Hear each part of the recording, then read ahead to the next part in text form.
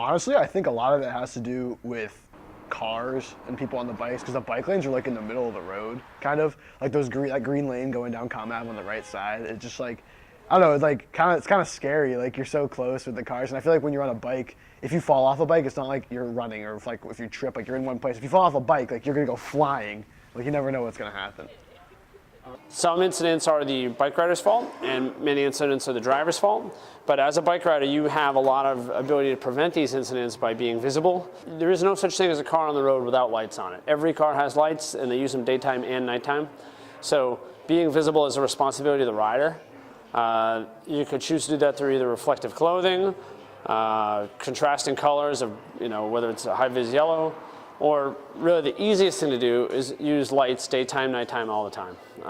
High quality lights make a big difference. Other than that, I think it's really crucial to like not have music in or anything like that. Like to really be aware of your surroundings and stuff. Like it really, like if you have music in, you're gonna get distracted. Like you're not gonna like hear someone behind you or something. I think that's kind of the biggest issue.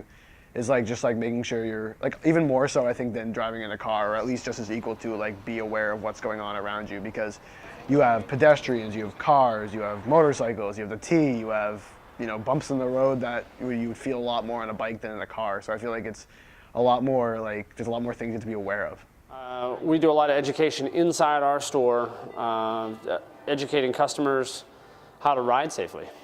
There's a lot of different ways we can do that. So we do stress that a helmet's a good choice and that you're safer with a helmet than without one for sure. But I believe lights are far more important than helmets.